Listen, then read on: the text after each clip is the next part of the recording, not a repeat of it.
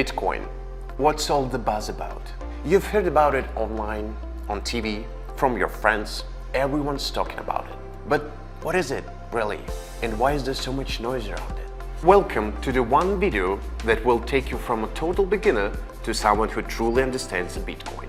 I'll explain what it is, why it's becoming more important, what I've invested in myself, and yes, even the dark side of this technology. Alright, let's start at the very beginning. When societies were first forming, money didn't exist at all.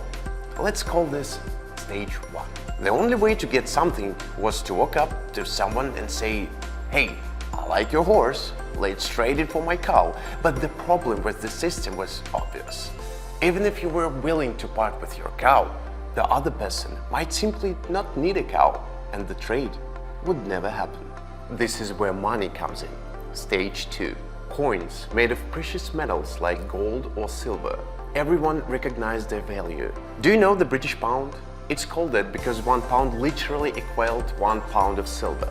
Suddenly, it didn't matter whether you needed a cow or not, as long as you had coins. Even if you didn't need the silver itself, you could be confident you could trade it for something else. And then we moved to stage 3. As banks became stronger and government gained control, we realized that as long as there was trust in the system, we didn't need to carry around chunks of precious metal anymore. Paper money was introduced. It did the same job, but now the money had value not because it was made of silver, but because the government said it was valuable. With the rise of technology, we found even more convenient ways to store and exchange value. Now we're in stage 4, where people shop online and use bank cards. At this stage, we don't even see our money anymore. No coins, no bills, no even cows. It's just entries in a spreadsheet. When I buy something on Amazon, my bank simply adds a record that I now have $100 less, while Amazon's bank adds a record that they have $100 more. And here's where Bitcoin comes in. Stage 5. Think of it as a 100% virtual currency. Yes, Bitcoin's logo looks like a physical coin, but it's really just a Bitcoin. There's no gold, no silver, no paper involved. It's purely a digital asset. The basic concept is the same. Imagine it as one big spreadsheet that keeps track of who paid whom and how much. But instead of separate banks keeping their own records, with Bitcoin, there's one giant spreadsheet of every transaction called the ledger or blockchain.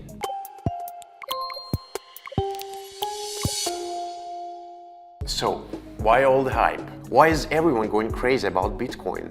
This system has several major advantages. First, it's decentralized. This means that while all transactions are recorded in one spreadsheet, there are countless copies of this spreadsheet, and every participant in the network has one. You've probably heard of Bitcoin mining. Well, a miner is simply someone who has set up their computer to process transactions in their copy of the spreadsheet. Currently, there are about 1 million Bitcoin miners worldwide. Why do they do it? If you dedicate your computer's power to mining Bitcoin, you get rewarded with Bitcoins. So when I go to a store and spend 5 Bitcoins, the store doesn't just check with one bank. They check with every computer in the network to see if I have enough funds. If I do, each computer independently updates its records. Because so many copies of the same spreadsheet exist, it becomes incredibly easy to detect fraud. If I tried to hack someone's computer in the network and give myself more money by changing the numbers in their spreadsheet, it wouldn't work. The system would see that 99.9% of copies say one thing, while one copy says something else, and the fraudulent copy would be rejected. This structure makes the system highly secure, and people trust it because they see a future in open, traceable transactions. And while it may seem complicated now for many people, it's actually much simpler. There are many parts of the world with internet access. Internet is all you need for a Bitcoin, but without access to traditional banks, which require a pile of paperwork. The second major advantage of Bitcoin is that you no longer need banks. Since everything is stored in the shared spreadsheet, you can make international payments almost instantly, rather than waiting for half a day. There are no spending limits, no worries about exchange rates, and transactions fees are close to zero.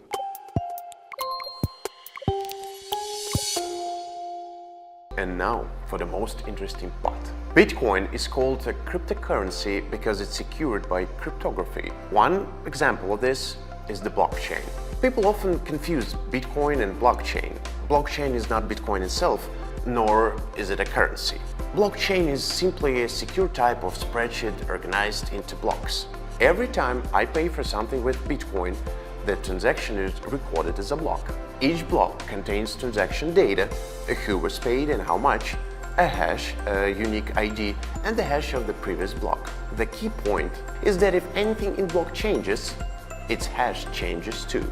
And since each block contains the hash of the previous one, then if one block's hash changes, the next block no longer matches, and all subsequent blocks become invalid.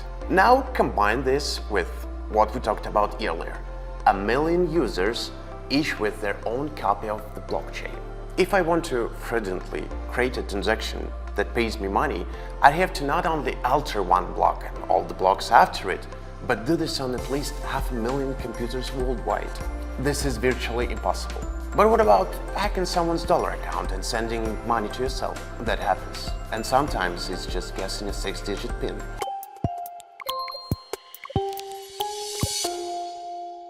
Alright, let's talk about investments. You've probably heard of people investing in Bitcoin. All that means is they exchange traditional currencies like dollars for Bitcoins. They're hoping that cryptocurrency will be the next big thing and skyrocket in value. Then they can either spend the Bitcoins or exchange them back for more dollars than they initially spent. But Bitcoin has its challenges. One major issue is volatility. The reason many people don't take cryptocurrencies seriously is their instability. Since these currencies are very new and entirely digital, unlike, say, the gold market, no one knows exactly how much they should be worth. So crypto prices heavily depend on news.